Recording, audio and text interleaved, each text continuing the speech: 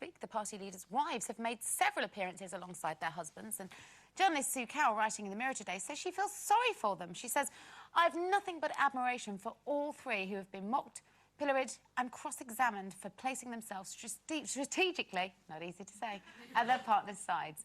Since when did standing by your man deserve scorn?"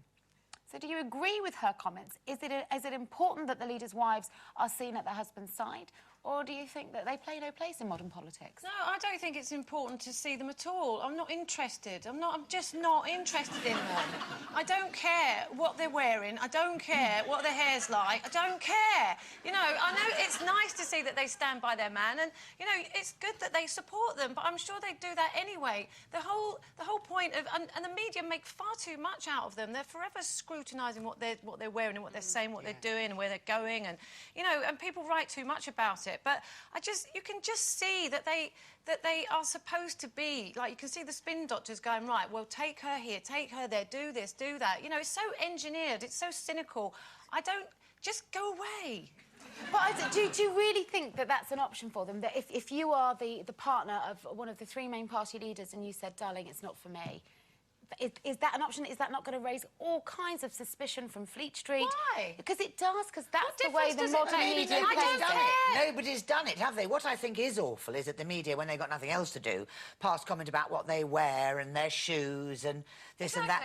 They haven't asked for that. And equally, I'm with you a bit. I mean, I think it's lovely if they happen to... Well, I'm popping down here. Do you fancy coming with me to the pub or something? Lovely. And I think most politicians' wives or any man's wife would want to support them in their hour of need or glory or whatever. I don't think it should be a you know, absolute necessity that they're stood there smiling benignly. Yeah, and then you get pictures, you know, moody pictures of David Cameron and Samantha Cameron on the bus having a little snooze and all cuddling up. You just think, just shut up. Stop it. They haven't said anything, though. They're not saying anything. That's the whole point. The politicians aren't actually saying anything or doing anything. Okay, it's all about what you see and what you do. They're all doing it, aren't they? I mean, they're all the same. Every single shot. The same. And actually, you know, if they're all... they can all be there or they could all not be there. And if you weren't there, honestly, and the press said to me, why aren't you at your husband's, you know, whatever, why can't she answer and say, well, actually, I'm busy today, I've got a job to do, I've got children to look after. They wouldn't buy it, and you know that. Again, it's making us all think we're idiots, isn't it? But I don't... Listen,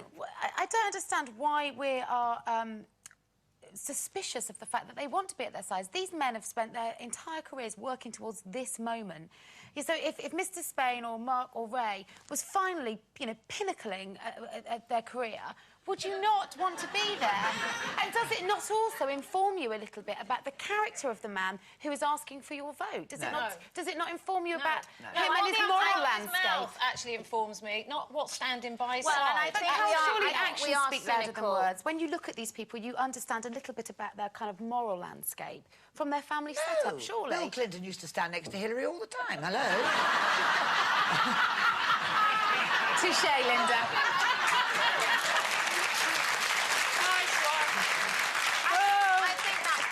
I think it would be lovely to think that they are doing this because, yeah, I really want to be with you during this campaign, but I think the problem is we're cynical, as in, no, they've actually been told that we've got to go out and look like a really happy family unit and all of that, you know. Yeah. I want to see the fly-on-the-wall documentary where the camera's in the kitchen, when we see them behind closed doors, see if they really get on. And also, I just want to go with him so I didn't have to stay at home and clean up. Okay, so number 10, am I? Let's ask ourselves, if we were in their shoes, would we be standing by our men all the way, no matter what was asked of us? Yeah, I do agree with that, because I think if your man is offered, you know, a really, really important job, for instance, could be life-changing job for you as a family, and it's away somewhere, obviously you have to sit down and discuss it, but if it works for you as a family, then I think it's only right that you go and support him in that field if he's going to be the main breadwinner and it could potentially change your life.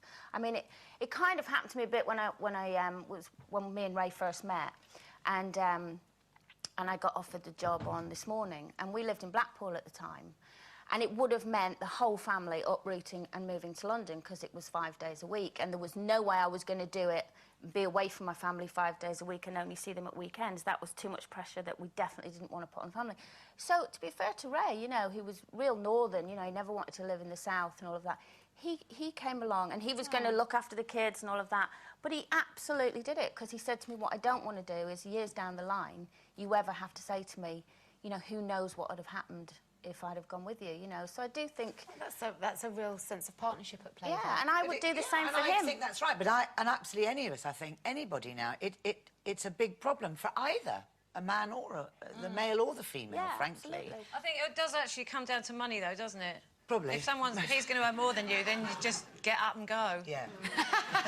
Exactly. And enjoy. Mark's uprooted. He's moved into my flat. So really, you're not supporting him, you just want his money. Exactly. We just want the rent. Yeah.